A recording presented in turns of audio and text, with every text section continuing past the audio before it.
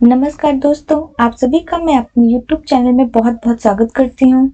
हम अध्याय 10 वृत्त जिसका प्रश्नावली 10.2 का आज हम प्रश्न संख्या 6 करेंगे। हमारा प्रश्न 6 है कि एक बिंदु A से, तो हमने ये A बिंदु माना, एक बिंदु A से जो एक वृत्त के केंद्र से 5 सेंटीमीटर दूरी पर है, ये हमारा वृत्त का केंद्र O है, ये A बिंदु से 5 सेंटीमीटर की दूरी पर है। तो वृत्त पर स्पर्श रेखा की लंबाई 4 सेंटीमीटर है। तो ये हमारी स्पर्श रेखा है, इसकी लंबाई कितनी है? 4 सेंटीमीटर।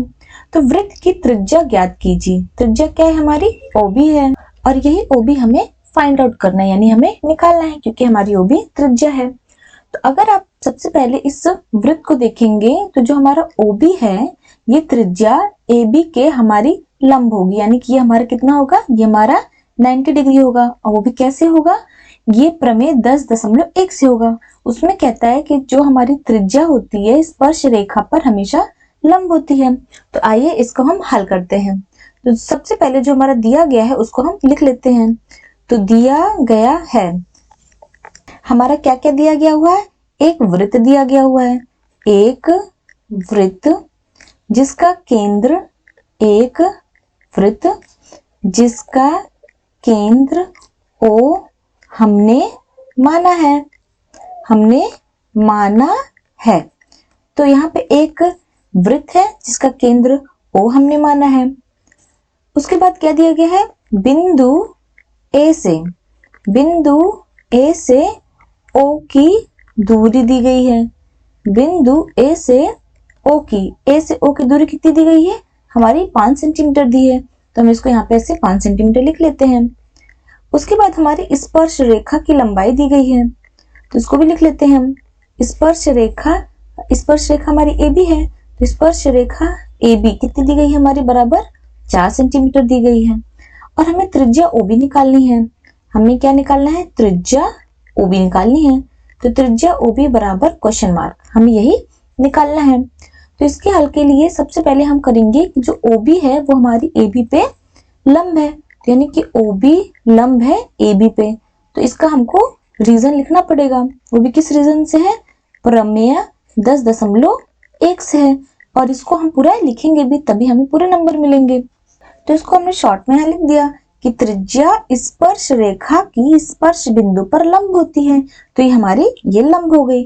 और अगर ये लंब है, यानी जो कोण हमारा OBA बनेगा वो किसके बराबर होगा? 90 डिग्री के। यहाँ OBA जो कोण बन रहा है वो किसके बराबर है? 90 डिग्री के।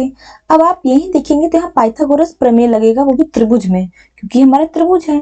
तो त्रिभुज OBA में अगर आप देखेंगे, त्रिभुज OBA में यहाँ हम पाइथागोरस थ्योरम लगाएंगे। तो यहाँ पे पाइथागोरस थ्योरम, यहाँ पाइथागोरस थ्योरम यानी पाइथागोरस प्रमेय द्वारा, पाइथागोरस प्रमेय द्वारा। तो यहाँ पाइथागोरस प्रमेय अगर लगेगा तो हमें पाइथागोरस प्रमेय का नियम पता है कि कर्ण का स्क्वायर बराबर आधार स्क्वायर, आधार का वर्ग प्लस लंब का वर्ग, लंब का वर्ग। तो यहाँ पे हमारा कर्ण क्या है?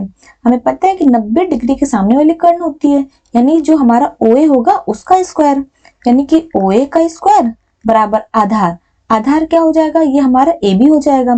तो हमारा AB का स्क्वायर प्लस लंब कितना हो जाएगा? हमारा OB, यानी कि OB का स्क्वायर हो जाएगा। अब हमारा OA कितना दिया है? OA अगर आप देखेंगे तो 5 सेंटीमीटर है, यानी 5 का स्क्वायर बराबर AB, AB कितना है? 4 सेंटीमीटर, यानी 4 का स्क्वायर प्लस OB हमें निकालना है, यानी OB का स्क्वायर हो जाएगा। अब 5 स्क्वायर इधर आ गया, ये प्लस में है तो इधर आ जाएगा हमारा -4 स्क्वायर बराबर OB का होल स्क्वायर। अब OB स्क्वायर बराबर 5 स्क्वायर -4 स्क्वायर, तो हम यहाँ पे OB स्क्वायर बराबर 5 स्क्वायर -4 स्क्वायर ऐसे कर सकते हैं। तो 25 -4 चौक 16, और 25 में 16 आ गया तो हमारा 9 आएगा। यानी कि OB का स्क्वायर बराबर कितना आ गया? हमारा 9 आ गया। तो अब यहाँ पे OB जो आएगा, OB बराबर √9 हो जाएगा। तो यहाँ पे OB बराबर √9, यानी 3 तिरिक का 9, 3 तिरिक का 9, और OB बराबर, यानी कितना आ जाएगा? हमारा 3 आ जाएगा। यानी OB कितना आ गया? हमारा 3 आ गया। जो ये हमारा OB था, OB यानी त्रिज्या है, तो हमारा 3 आ गया, हमें यही निकालना था। तो इसका आंसर हम इस तरह से लिख देंगे कि जो हमारी त्रिज्या है, हमारी त्रिज्या बराबर OB है, और जो कितना है वो 3 सेंटीमीटर आता है, और ये हमारा इसका आंसर हो जाएगा।